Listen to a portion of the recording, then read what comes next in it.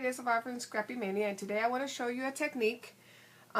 This is a layout that I just completed, and for this layout I used a lot of doily. This doily was from the Martha Stewart Circle Edge Punch, and this is also another Martha Stewart. It's just an edge punch. So it was 2.5 inches. So these, you have to cut the strip 2.5 inches.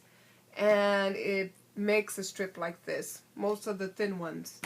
If you use the thicker one, it's like 2 inches, I believe, and then you can make a medallion or a strip of lace paper. So what I did is I cut it first, so let me go ahead and show you. So to make that band, you just cut it first, and this is 1.5 inches. So you cut the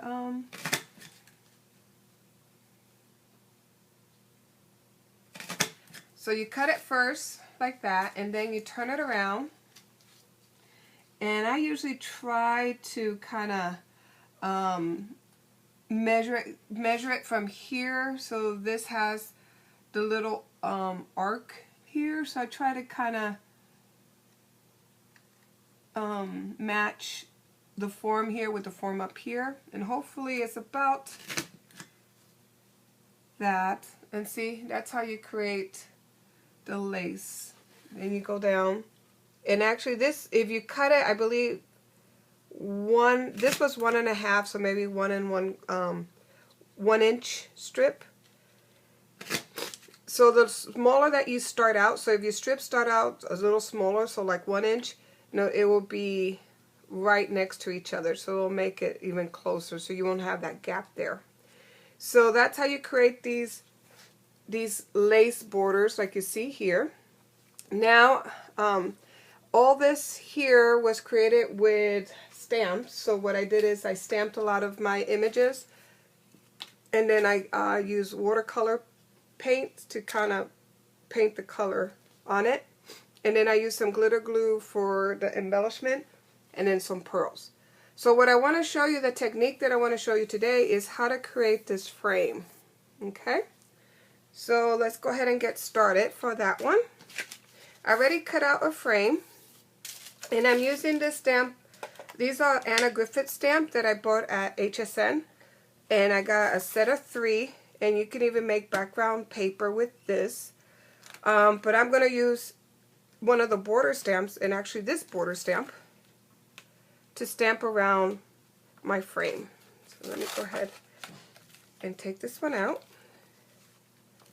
The one that I used earlier for that that layout was this one, but I want to use the thicker one. So I went ahead and measured this stamp. It was 1.5, so it's going to fit perfect on my edge here. So I measured this 9 by 7, and then I went around and measured 1.5 inches in and cut out the inside. So a 4 by 6 will fit perfect in here, in the middle part, and then my stamp will lay perfect on the side. You can even do it with a regular background stamp. I just decided to use the border stamp. You're also going to need some post-it note, sticky notes. And mainly, you're going to need this in order to create your miter corners. Like you see here, it's nice and miter. So you're going to need this to create your miter corners. So you're going to put the sticky, and now this one doesn't, I got to use a bigger one.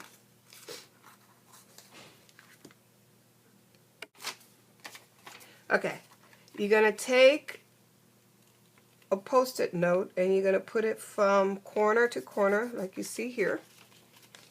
So corner to corner. You're going to do the same thing on the other side. From the corner to corner. Okay, once you have your sticky note down,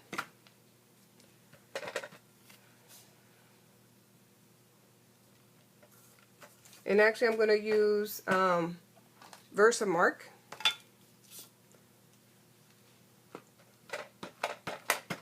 You're going to take your ink. And actually, let me not use Versamark. You might not be able to see it. Let me go ahead and find my brown. Brown will be better. So that way you can see what I'm doing.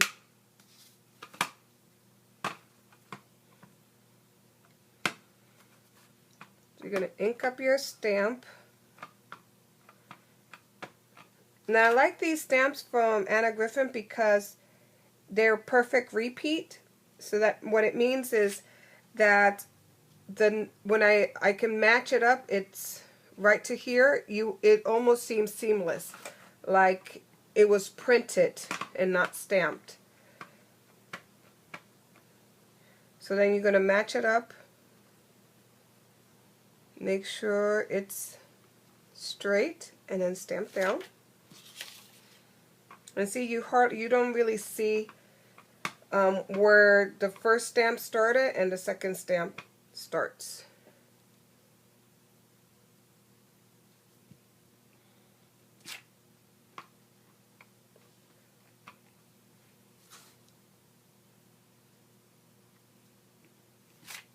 Okay, so now when I remove this, it has a perfect miter corner.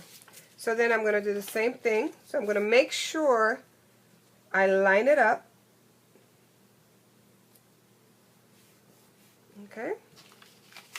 And then I'm going to line up the other side.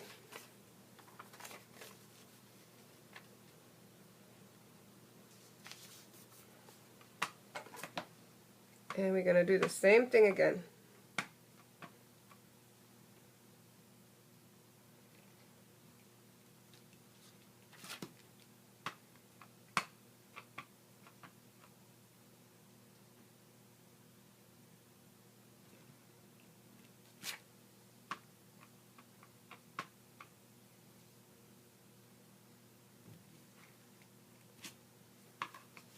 Okay.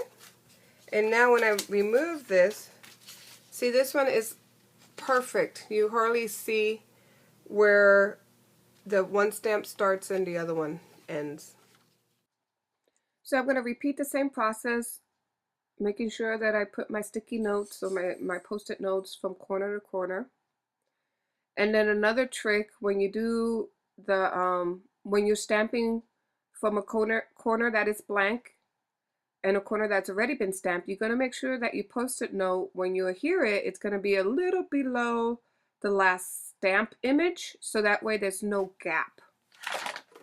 Okay, so there you have it. So this is your frame, and see, it's perfect. And I hope you enjoyed this tutorial, and thank you for watching. Bye now.